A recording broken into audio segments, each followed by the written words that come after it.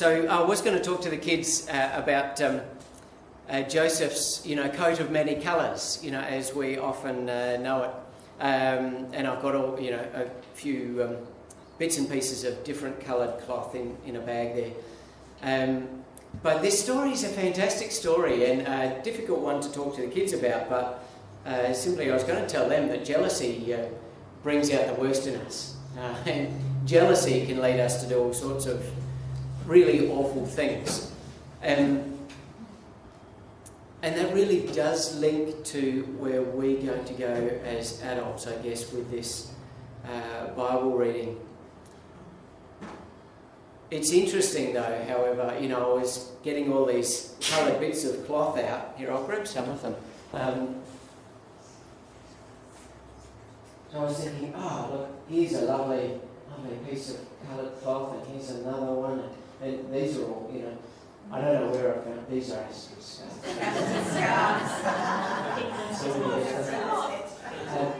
Well, the first two were lovely bits of fabric that I happened to have saved from Christmas puddings.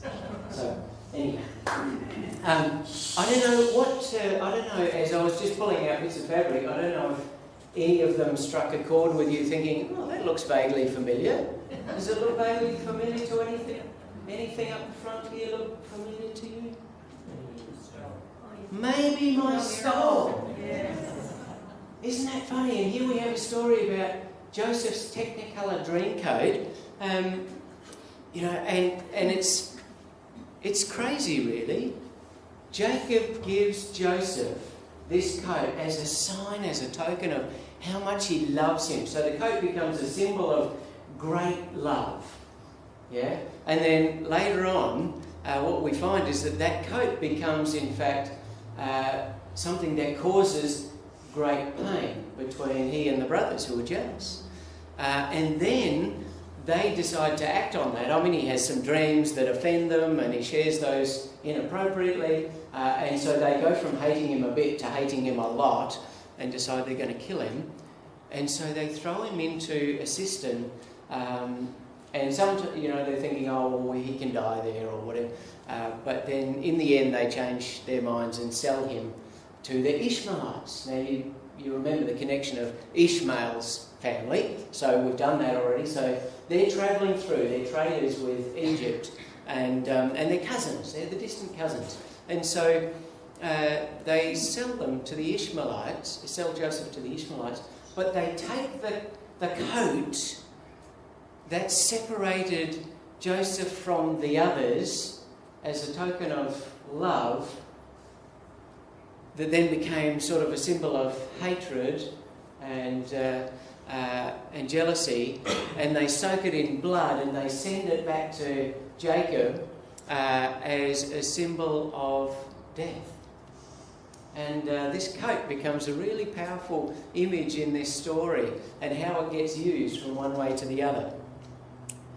But it raises for us, for all of us, whether you realise it or not, the issues of inclusion and separation. And so much of this family stories that we've been looking at,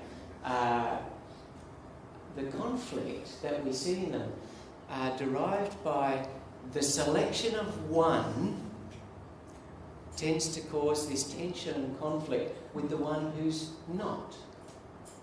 And here I stand this morning wearing my ordained robe, my stole, that is a symbol, an interesting symbol, if you know or you don't know or you remember or not.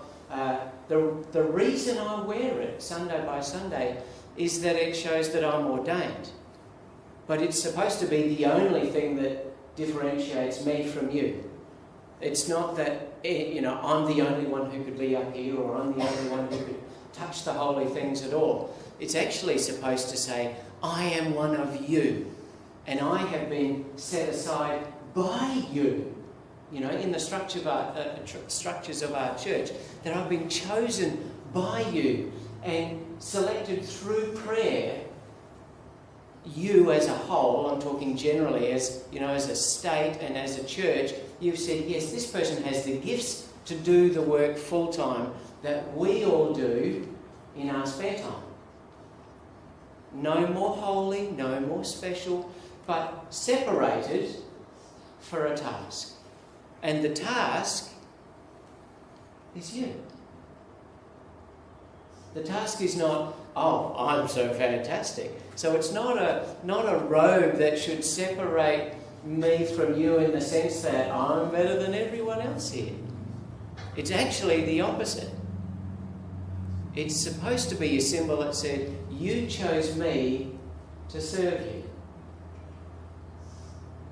But sometimes in our families, we get that so wrong between the ones who are chosen, the ones who are perhaps gifted, the ones who are elected, and the ones who have not. They get left out instead of it being the chosen for the others. And that's the story of Israel. And you would have thought Jacob, we remember his story, don't we? Cheating Esau out, as you remember, Jacob was the chosen one. And he had to cheat his brother out of the birthright and out of the blessing, and had to run for his life, and he came back with, we've covered all those stories. Of anybody who should know the dangers of, choosing and favouring one son over the others, Jacob should know the dangers that causes. But there you go. So we're going to get into that a little bit in a moment. So let's come to our prayers for others. You notice that right through our service we have this continuing theme that, like God, we care for the community and the people around us.